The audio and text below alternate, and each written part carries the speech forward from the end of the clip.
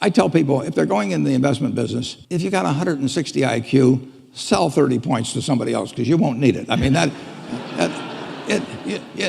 I figured out very early, you don't have to be that smart in this business, which is fortunate, but you do have to have the right temperament. And you have to be able to ignore what other people are saying and simply look at the facts and decide, is this stock which is selling at X worth 2X?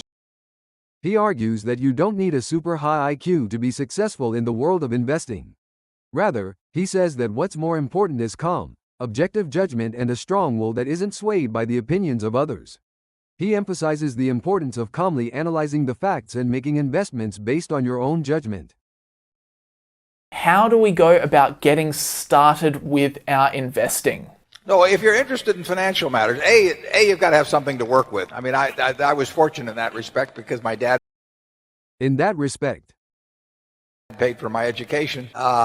If he hadn't, I probably wouldn't have become educated if I had to pay for myself. But so I was able to save $10,000 by the time I was 21, and that was a huge head start. If I hadn't been able to do that, and my first child came along when I was 22, so I mean, the family, it's much easier to save it in those teenage years if you're lucky enough to be in a family where your parents are taking care of your financial obligations.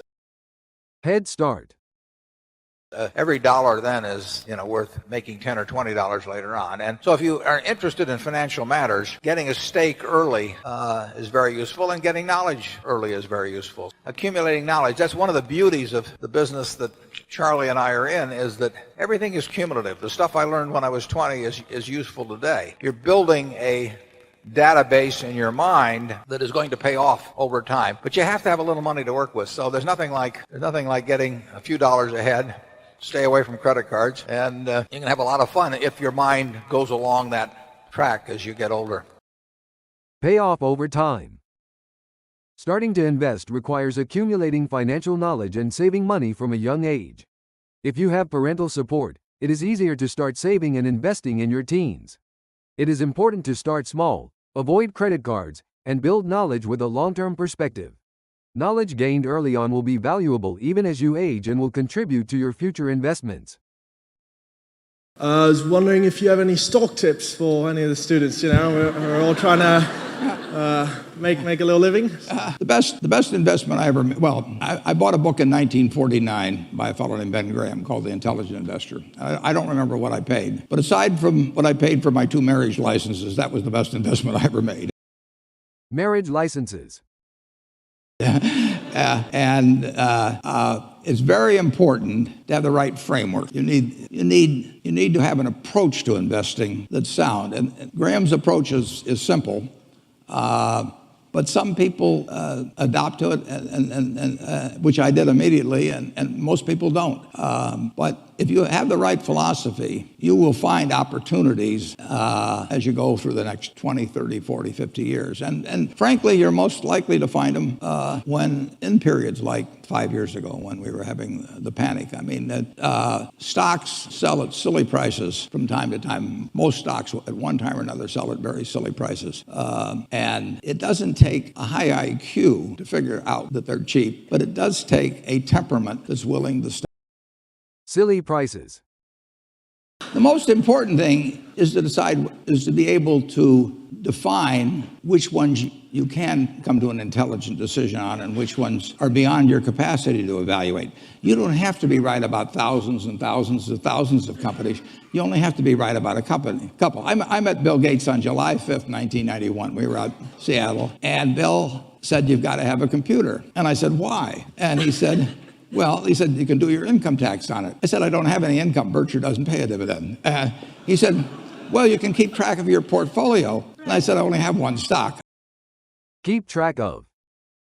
I said, and he says, "It's going to change everything." And I said, "Well, will it change whether people chew gum?" And he said, "Well, probably not."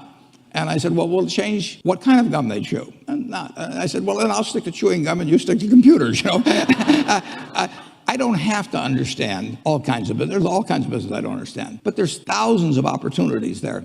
I did understand the Bank of America, and I'm able to do that. I'm able to understand some given percentage. But Ted Williams wrote a book called The Science of Hitting. And in The Science of Hitting, he's got a diagram, shows him at the plate. And he's got the strike zone divided into 77 squares, each the size of a baseball. And he says, if I only swing at pitches in my sweet zone, which he shows there, and he has what his batting average would be, which is 400. If he had to swing at low outside pitches, but still in the strike zone, his average would be 230. He said the most important thing in hitting is waiting for the right pitch.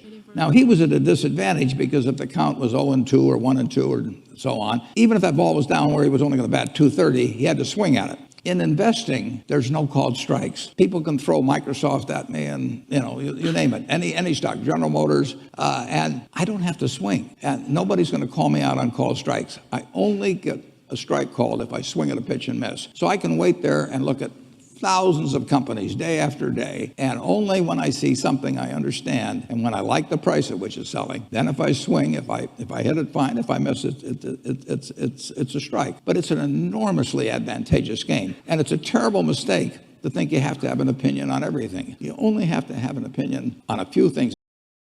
The most important points in investing are as follows. You don't need to understand every company. Concentrate on a few companies that you understand. Wait for the right opportunity, which can be likened to hitting a baseball. Take advantage of the benefits of investing where there is no strike call.